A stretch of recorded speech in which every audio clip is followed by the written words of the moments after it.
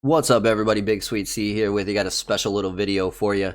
Today we're going to continue talking about E3. This is going to be the flip side. So I recently posted my winners of E3, big ones, Elden Ring, Nintendo, Square Enix, big winners there, I think. This time we're going to delve into the flip side of E3 and what I think is meh at absolute best, and should give you some speculation. Now, a couple of these games I just kind of want to see more of, you know, like they come from companies that have a pretty decent track record, but also have thrown out some duds there. And the others, you know, the big one that we're going to talk about, I think there's a lot of hype behind this company, and I don't think it's completely justified as of right now. And well, we'll get into it. So the biggest loser in my mind, and it's crazy that I'm about to say this because, again, if you remember from the previous video, IGN did this poll and most people think Xbox hands down won E3. I do not think so. The truth about Xbox and Bethesda, I think if it wasn't for the fact that Xbox bought out all these smaller companies and that they have their Game Pass and that their Game Pass works on both Xbox console and PC, I think Xbox might be dead in the water. You know, their subscription service is phenomenal. Game Pass was such a great idea. And in my opinion, I honestly think Game Pass and Game Pass Ultimate are the only things that Xbox has going for it. Maybe the availability of being able to get a Series XS, X or S, compared to like a PlayStation 5. But in terms of like video game development, Xbox, in my opinion, has been a lot lately. Shat in the bed, like bad. And Bethesda is the top sinner of shat in the bed. And they kind of continued that. So let's get into it here. They announced, we'll get into the Bethesda stuff in a second because Bethesda technically went first. It wasn't, for the first time ever, it wasn't Phil Spector from Xbox that introduced Xbox. It was Todd Howard. And, well, Todd Howard is... Todd Howard's not the guy anymore, okay? Let's just put it that way. But we'll get into Bethesda in a second. The other things that they announced, Stalker 2, everybody seems to be excited for. I don't even remember Stalker the game, the first one, and so that was, you know, everybody liked that announcement. It just must have flew over my head. The other big one was Halo Infinite. I hate to be the bearer of bad news, but Halo wasn't that good to begin with.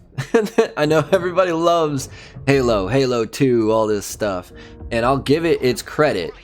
In its day, it was super popular, and it did redefine the multiplayer gaming aspect of it. If it wasn't for Halo, and I give it much props for this, but if it wasn't for Halo, we might not have these same kind of like multiplayer, cooperative, competitive type games. And so I will absolutely give it that. But going back and playing the remastered ones, again, thank you so much to Kevin for donating it to the channel. But it's just not something that like I get, I guess. It just going back and playing them, they don't look all that great, even though they're 1080p. You know, the guns are kind of basic and boring. You know, if I'm gonna play a first-person shooter, I'm just gonna play Destiny. You know what I mean? And Destiny developed Halo. The creators of Destiny developed Halo, and they all left to make Destiny. So, if that doesn't tell you anything, then I don't know what else to sell you. But when the guys who are like, "Hey, we created this, and now we want to make something else," and they decide that that something else is better or more important than the stuff that they created, to me that speaks volumes. I mean, I know a lot of my fans out there love Halo, but I hate to be the bearer of bad news, this is gonna be bad.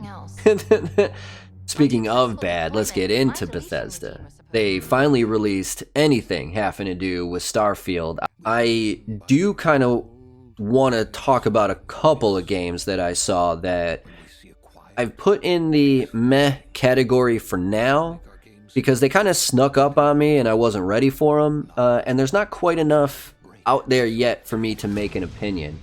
First and foremost, speaking of Bethesda and Xbox, Obsidian has announced Outer Worlds 2.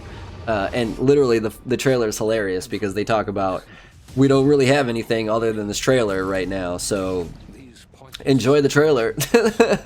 But I absolutely love the Outer Worlds. I think Obsidian is a company that is still someone to take seriously. Grounded was fantastic, still is fantastic. I know they've got a bunch of updates that I haven't checked out yet, but it's still a fantastic game.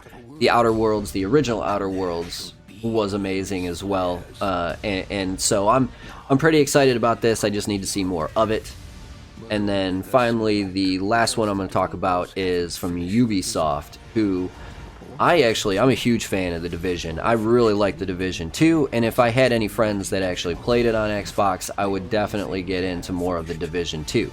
But I don't know anybody that plays them, so it's not very fun by yourself. It's a lot like Outriders, where it's great when you have some people to play it with, not so much, more fury and raging without friends to play with. But they have announced they're coming out with a new game, Avatar Frontiers of Pandora. Now, when I first heard about this, I was like, oh god, this is going to be awful. Avatar came out like 20 years ago. They've been working on the sequel forever. It's probably never coming out. It's Ubisoft, which, I mean, they have a couple of big hits. Again, I was a fan of the Division. But for the most part, they're not a company that I'm like, oh my god, I gotta get. I haven't even bought in Valhalla, AC Valhalla, you know. So they're kind of a company that I had originally would buy day one stuff that kind of got into the, if it's on Steam sale, I'll pick it up. But this actually, the trailer actually looks really, really phenomenal. And if it works out like the Division, it could be a really, really kind of cool mini MMORPG that could develop into a giant MMORPG on the planet of Pandora. Because there's a lot to Pandora that we haven't explored yet. We saw just a small portion of it in the movie Avatar. And so I think they've got a lot of free ground to expand on this world. That could be very exciting. Different tribes and stuff to come across, different animals out in the wild and everything. So I think they got a lot of room to make it work. My recent inclination to play these MMORPGs, I'm starting to come around on them. I still don't think they're all that great of a game, but I can see the fun in them.